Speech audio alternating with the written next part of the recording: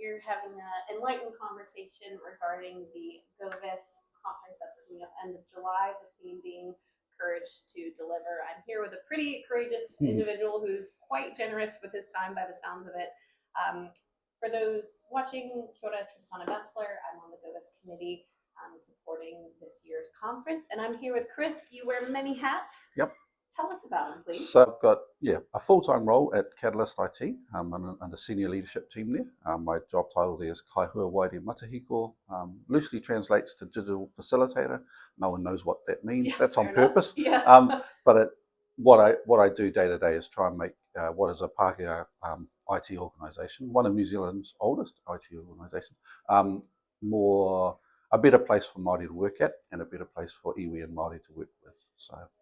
It's really important if you look at the demographics and the changing things, nearly 1 in 3 people under the age of 25 has Māori whakapapa. So we've got a big change in the workforce coming through and a change in our client base. So all organisations should be getting ready for that, really. Yeah. What are you going to be undertaking on the stage? So for that talk, I'll mostly be wearing my Hine-Raraunga hat, which is an organisation that sits underneath the National Iwi Chairs, and we're kind of the operational arm of the digital data Iwi leadership group, which turned 10 on Tuesday last week. So there we'll be talking about basically that doing good Māori data governance is just doing good data governance, and by doing good for Māori, we end up doing good for everyone. And we've got a real opportunity, being a small country that can move fast, to be world leaders in doing ethical data science and ethical AI. And here in New Zealand, especially just doubling down on, it's a real opportunity to be a thought leader. And New Zealand has already started that at AI at the Beehive last year. It was presented on too in terms of the Māori data governance strategy and what does that look like. Yeah. And then there's all these conversations to be had in terms of AI on top of it and where the data goes. But great to be considering that big picture, but also you got to nail the basics right now, and the basics right now look like the data governance. Exactly. So for your talk, what could maybe folks expect to take away? What are they going to learn from their organization?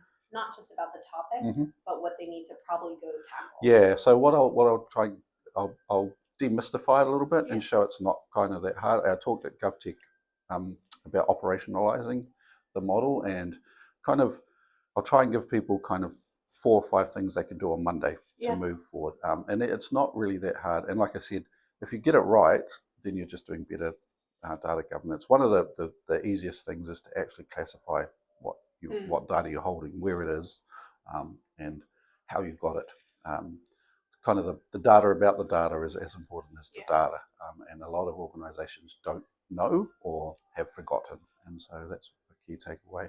One of the other ones is that in this race to put everything into algorithms and to turn law into code and those kind of, it's increasingly more important that we get the data right, because otherwise, if we have biased data sets, we train models on biased data, we make, as my sister said, AI just makes bad decisions faster. And in parallel, at a speed that we can't comprehend. So we lose transparency of the algorithm, and if we don't have good data, then we're just making a mess. So and part of that governance is the lineage aspect, right? Exactly. As models are decided, why did government select those models? Exactly. What was the decision making? What from an Official Information Act is going to be fair game? From a level of transparency point of view, and with New Zealand Tech Week being last week, and you had said it just now as well. AI will amplify whether it's good data or bad data. You're going to get an answer out of it, and the data really provides the context. That's right. So you need to make sure that you have it in a form that can provide good context. Well, gorgeous. Well, really looking forward to it. I think you're going to get a heck of a lot of questions during it, but I love the notion that off the back end, here's a couple things that you can do come Monday, making it tangible, not just a vision of prosperity, but here's to actually go execute. Yeah, kind of the idea I wanted people to take away is that we don't need another cabinet paper. The model's written, we can just start implementing it. So thank you for the time. If you want to hear more from Chris, and we'll hopefully hear a lot more in general based on this thought leadership, but the Govis conference is end of July. We still have early bird open through the end of May. Thank you for making the time, and thanks for leaning into Govis.